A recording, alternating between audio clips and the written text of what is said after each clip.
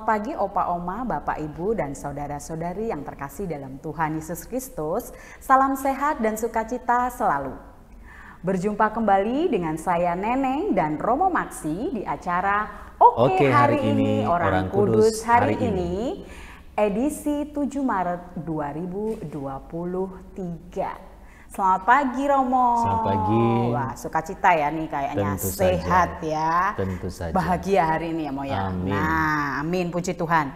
Nah, kali ini kita akan berbincang tentang salah satu orang kudus nih Mo, yaitu Santa Perpetua dan Santa Felicitas ya. Ini ceritanya mereka berdua itu seorang martir ya Romo ya. Wah, ini kalau sudah martir ini pasti kisahnya pilu ya Mo ya. Pada akhirnya kisahnya pilu. Ya, monggo Romo. Kisah Santa Perpetua dan Santa Felicitas itu bagaimana? Oke, baik. Jadi hari ini 7 Maret. Iya, 7 Maret. Dua santa yang diperingati, Perpetua dan Felicitas. Mereka berdua ini dua orang santa yang menjadi martir. Hidup di abad ketiga, menjadi martir pada masa pemerintahan Kaisar Septimus Severus, Kaisar Romawi yang pada waktu itu zaman di mana gereja masih bertumbuh, lalu abad pertama sampai dengan abad ketiga sebelum kehadiran Kaisar Konstantinus Agung, itu orang-orang Kristen berada dalam penindasan karena iman akan Yesus, iman Kristiani, berhadapan dengan zaman raja atau kaisar Romawi yang mereka menganut sistem bahwa mereka itu titisan dewa yang harus disembah dalam mereka. Sehingga kedua santa yang kita peringati hari ini, mereka ini berasal dari wilayah Kartago di Afrika bagian utara. Pemerintahan Romawi juga kan sampai dengan wilayah itu, mengharuskan orang-orang untuk tidak menyembah atau tidak menganut agama Kristen yang waktu itu mulai tumbuh dan berkembang. Dan hanya menyembah dewa-dewa dan juga menyembah kaisar sendiri.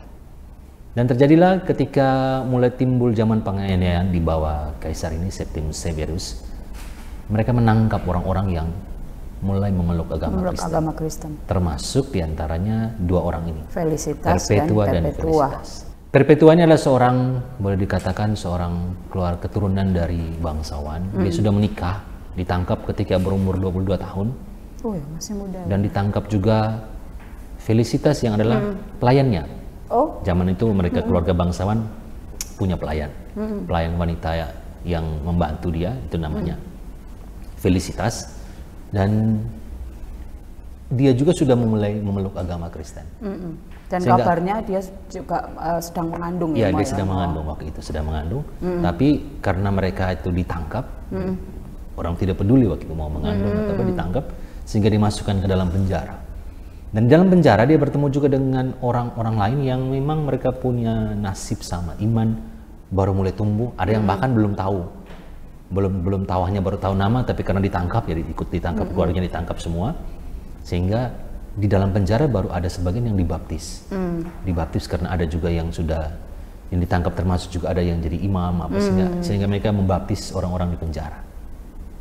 Waktu itu ayah dari Santa Perpetua itu belum menganut agama Kristen, sehingga ayahnya datang ke penjara mengunjung anaknya, dan pertama dia menasihati anaknya supaya kalau kau selamat, kau ingkari iman Kristen supaya orang bebaskan. Mungkin karena tidak tega melihat anaknya disiksakan di dalam penjara ya Mo ya. Tapi justru sebaliknya, karena dia sering datang dan nasihati anak putrinya itu,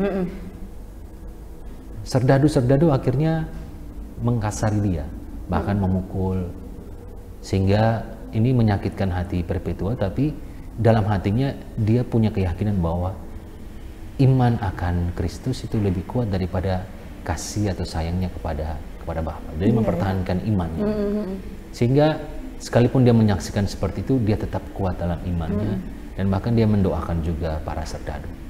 Dia meyakini bahwa dia punya penderitaan itu pasti akan berlalu dan akan mengalami kebahagiaan berdasarkan iman yang diyakini.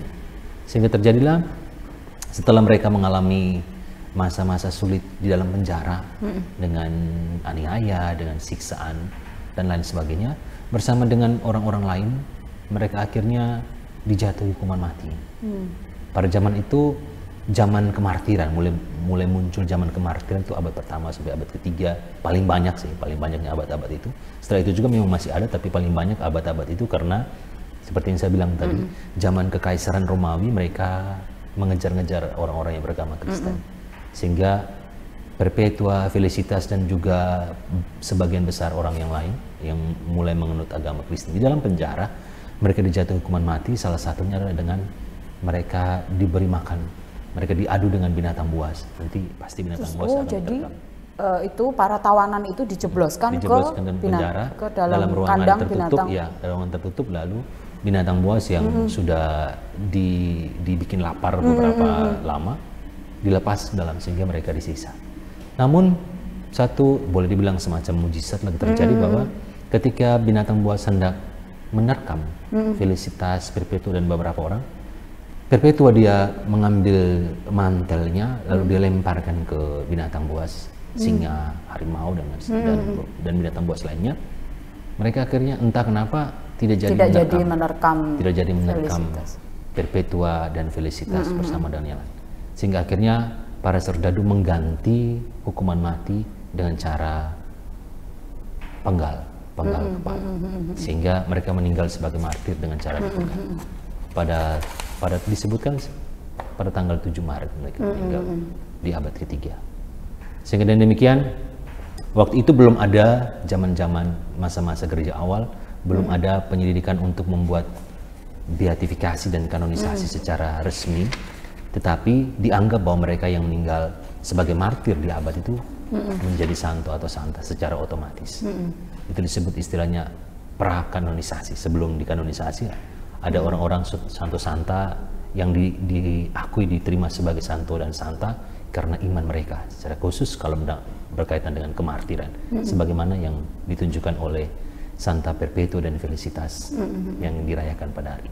Sehingga dengan iman yang mereka tunjukkan, mereka mengalami kemartiran, darah dicurahkan sebagai martir, tetapi justru itu yang menumbuhkan benih iman, sehingga iman akan Kristen itu terus bertumbuh, karena orang sendiri juga melihat bagaimana kesaksian iman, meskipun ada ancaman, bahkan ancaman maut pun orang tetap memiliki iman seperti itu kan. Orang lain bertanya-tanya, kok bisa dia bisa gitu, sehingga justru itu yang menumbuhkan iman bagi orang lain yang waktu itu belum memeluk agama Kristen. Katakanlah istilahnya disebut waktu itu kafir, mereka yang belum memeluk agama Kristen, justru mereka melihat seperti itu dan mereka merasa tertarik, kok bisa ya sebisa-bisanya dia diancam sampai dengan mati pun dia masih tetap memiliki iman seperti itu.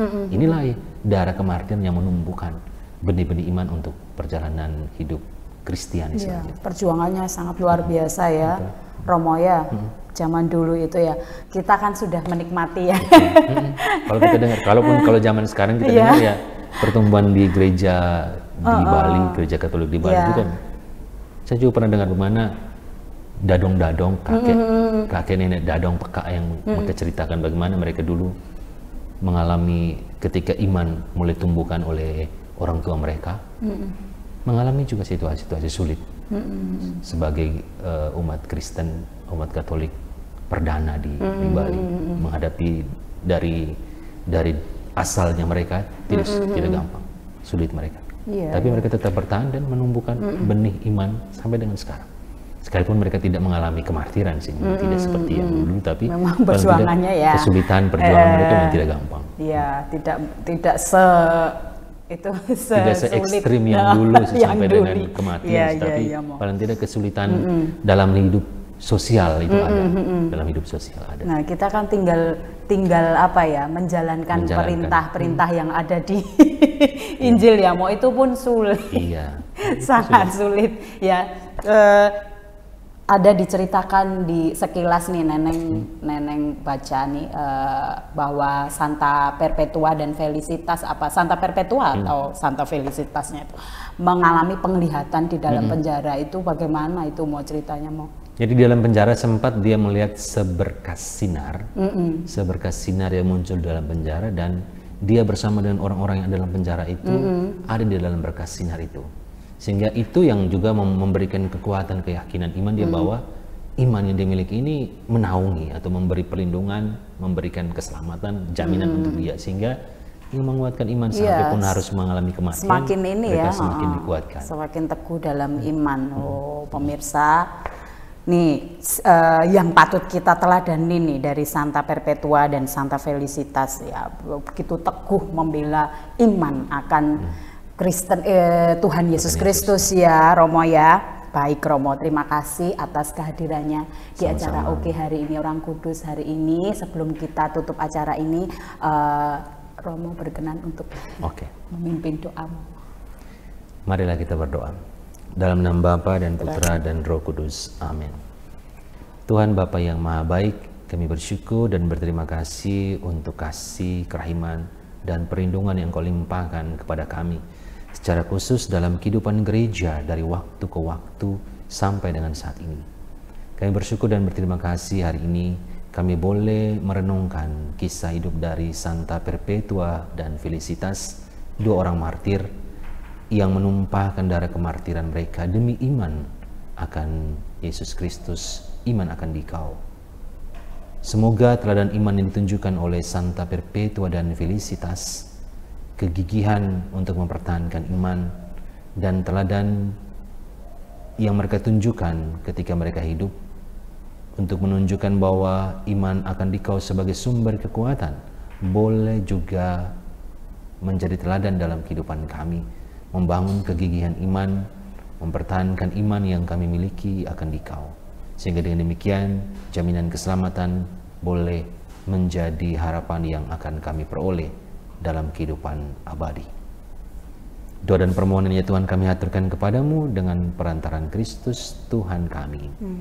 Kemuliaan kepada Bapa dan Putra dan Roh Kudus, seperti pada permulaan, sekarang, selalu, dan sepanjang segala abad. Amin. Santa Perpetua dan Felicitas, doakanlah kami. Dalam nama Bapa dan Putra dan Roh Kudus. Amin.